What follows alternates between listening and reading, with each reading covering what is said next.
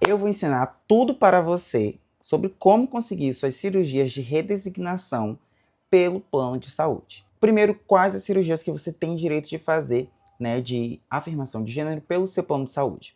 Nós temos rinoplastia, mentoplastia, feminização facial e bucal, a redesignação de gênero, certo? Que engloba uma série de cirurgias como neovaginoplastia, neolabioplastia, vulvoplastia, uretrectomia, entre outras, tá bom? E também a mastopexia com prótese, né? Certo? Conseguir colocar a prótese pelo plano de saúde. Todas essas cirurgias devem ser cobertas pelo seu plano de saúde. Mas é simples assim que ele vai cobrir? Não.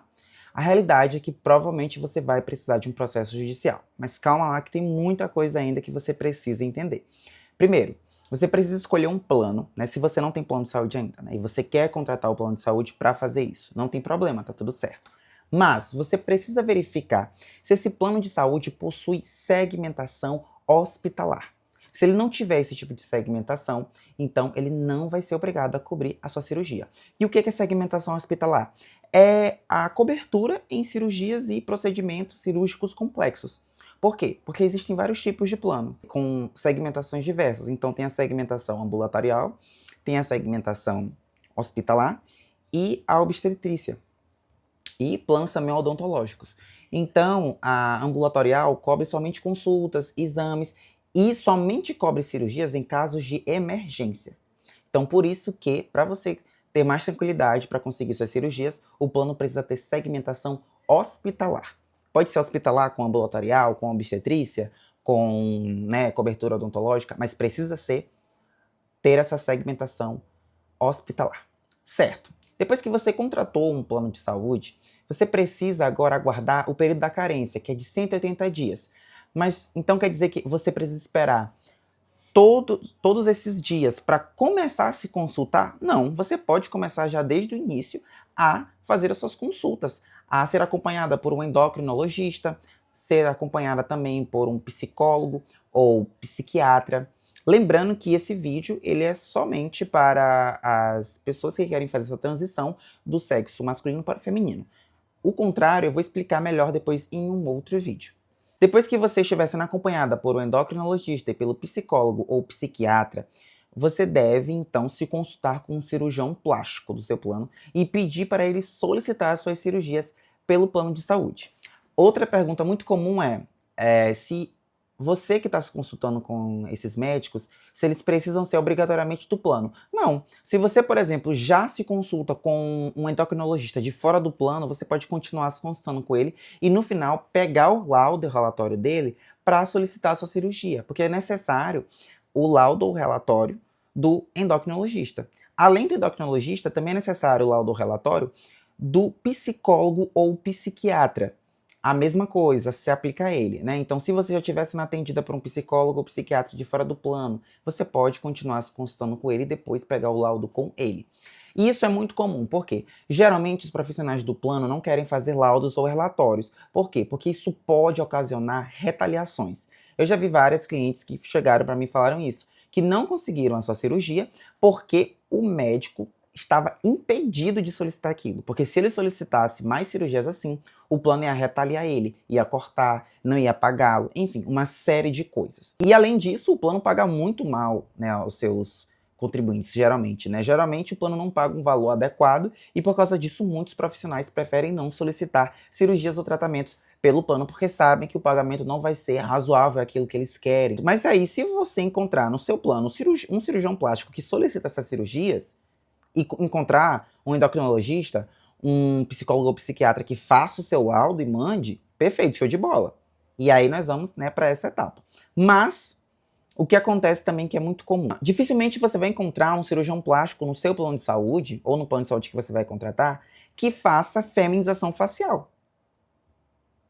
Que vá fazer uma feminização vocal. Entende? Que vai fazer uma redesignação sexual. É muito difícil encontrar estes profissionais na rede credenciada, na maioria das vezes. Então a boa notícia que eu posso dar para você é, provavelmente você vai fazer a sua cirurgia com um cirurgião plástico particular, que não é da rede conveniada do plano. Por quê? Porque no plano tem cirurgiões plásticos especialistas no que você precisa. E o plano tem que cobrir. Ou seja, o plano de saúde vai ter que pagar a sua cirurgia no particular.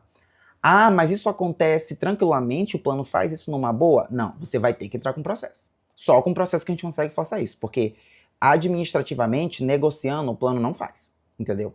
Plano de saúde detesta cobrir, pagar silicone, próteses de silicone para as pessoas. Entendam isso.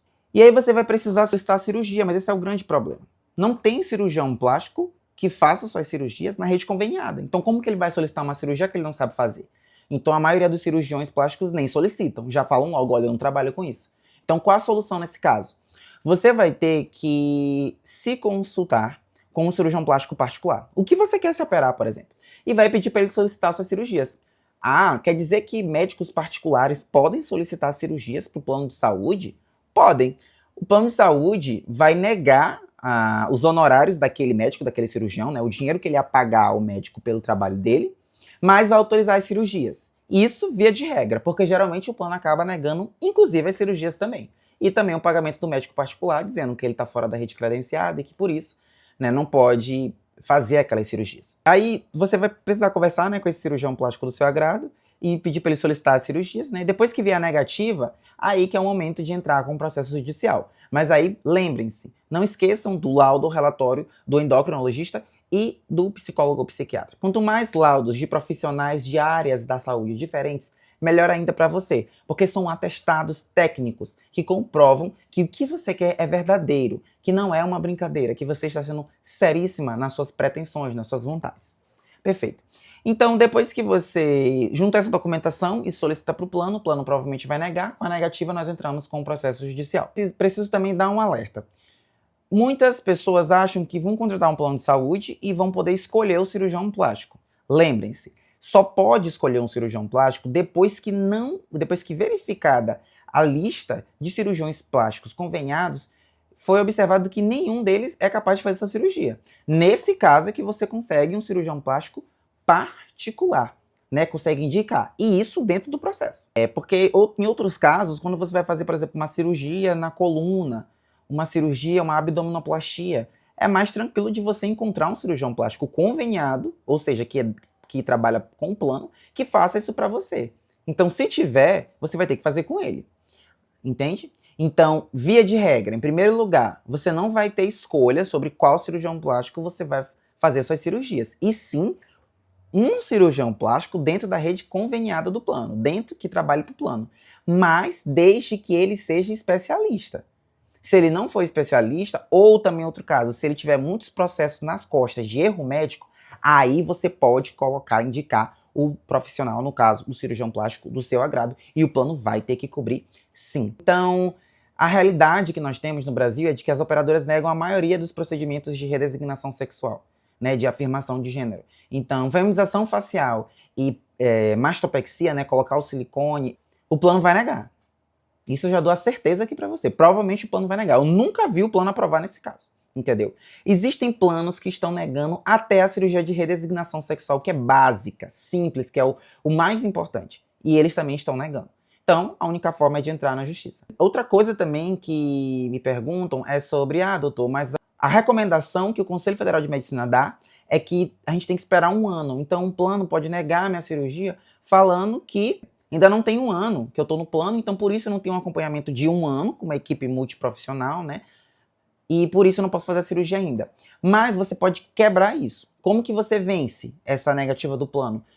Se você tiver feito o acompanhamento anterior à contratação do plano com endocrinologista, com psicólogo e psiquiatra, você vai trazer a documentação desses outros profissionais informando que você já se consultava antes. Então vale qualquer tipo de prova que demonstre isso, que você já é acompanhada há mais de 1 ano, né, por uma equipe técnica multiprofissional, que por causa disso você tem sim o direito, né? Você só não estava fazendo isso antes com os profissionais do plano.